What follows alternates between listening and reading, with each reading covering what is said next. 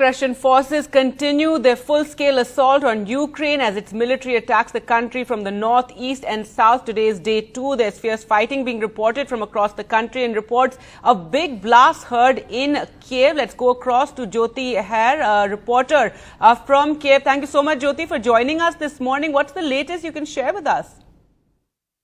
Hi, good morning. So it's around 6 o'clock in the morning here now, and about 45 minutes ago, we heard 3 big blasts. And now we're hearing from Ukrainian officials that a plane was shot down, but this is not confirmed yet. However, I can confirm there was 2 very large blasts and then sort of a smaller blast.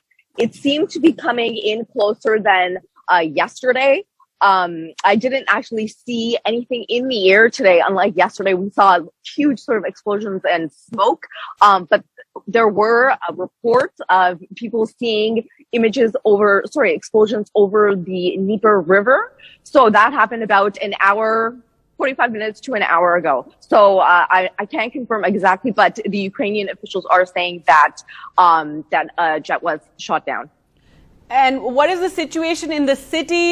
Yesterday we saw, lots of visuals of people fleeing cities and traffic jams and vehicles trying to move out. But for the moment, also there are reports that people have been asked to go into bomb shelters, etc. If you could share that with us. Sure. So definitely yesterday morning at 9 o'clock, it was impossible to get out of the city for the people that were trying to get out. And then we saw sort of later into the day, and especially I went into the grocery stores around 8, 9 o'clock in the evening, and you could see that the shelves were bare. There was no bread. Lots of dry stuff was gone. There was, I would say, like 70% of the dry stuff was off the shelves. Huge lines more. So in the morning we had the lines, and then in the evening we had the lines. So in the morning you had the people that woke up, heard what was happening, tried to flee, tried to stock up. And then in the evening you had those people that still weren't sure what was happening in the morning, hitting the stores, hitting the banks, bank machines, huge lineups in the evening. Yesterday evening I also saw people in the underground metros treating that as a bomb shelter and sheltering there. So a lot of confusion still. Right now it's early, so you can see the streets behind me. They're pretty much clear. We're going to see what happens in a couple of hours. I mean, clearly there's something happening right now, but as in terms of the people, the citizens, what they're planning on doing today, as you know, the Ukrainian president did ask the Ukrainian people to defend themselves, to pick up arms, to sign up if they can.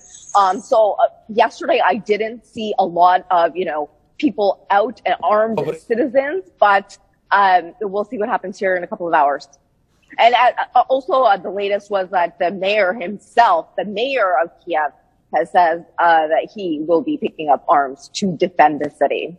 So that's the latest right now. Right. One can't imagine the situation. So you actually have husbands and fathers, just picking up arms and going off to defend the city, the country. What does it mean when they've been asked to pick up arms? Do they then have to go and report somewhere? If you could just explain a little more. And you can understand a lot of anxious Indian families also, wanting to know the latest from there, given that their loved ones, many students are there in Ukraine right now. Definitely a scary situation. I mean, it's been a scary situation here for a while, but to hear actual government officials, the president of the country, tell citizens to pick up arms, I mean, that's just scary within itself. So what does that mean? Either citizens can sign up, reservists can go and sign up for the army and receive arms from the military. But also, as of late, there were more arms sales in Ukraine, and previously private citizens could carry arms but not in public, but now private citizens with arms are allowed to carry them in public. So that's a huge change. So one of 2 ways, but either way, Ukrainian citizens can now arm themselves and walk the streets with those arms. And the latest reports that we're seeing from, many of the news agencies is about efforts by Russian forces to actually surround Kiev. That's exactly what I'm hearing. That is exactly what I'm hearing. Even as close as I would say about, let's give it a drive time, about 30 minutes, 35 minutes out. There's an airport, not a civilian airport, but apparently that has been taken over by Russian troops, and very quietly. There weren't, big bangs and, shooting. It seemed to have been taken over quietly without too much Ukrainian resistance. And so and exactly as you say, it appears that since yesterday, forces from Belarus were getting closer to Kiev, and it looks like today the possibility of them actually getting into Kiev city proper is sounding closer and closer.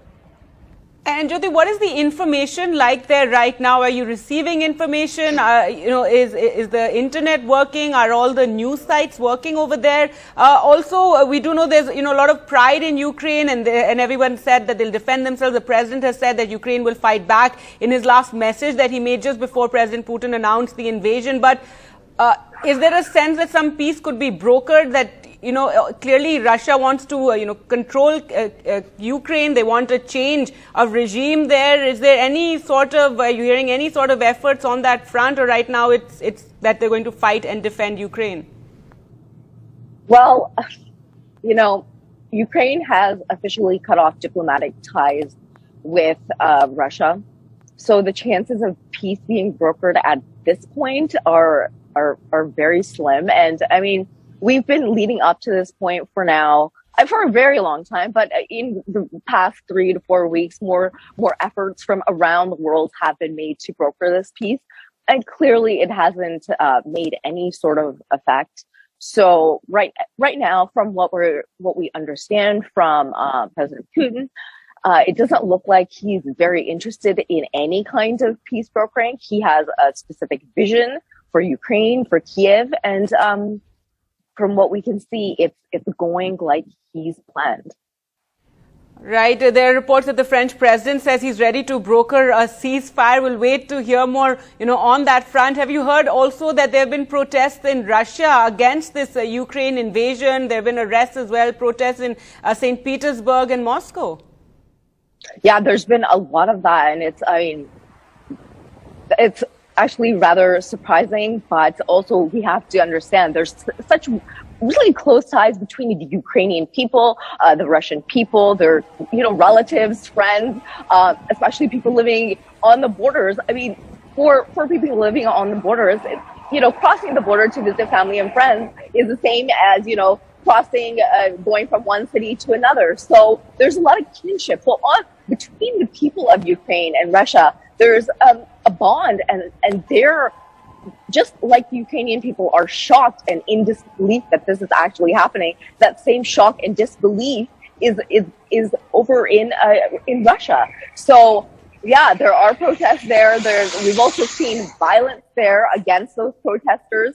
When the Russian government has a plan, we know that dissidents are not so peacefully treated. So yeah, we're seeing a lot of that there as well. But unfortunately, at this point, I'm not sure what protests can possibly do when we now have Russian troops so close to Kiev. All right.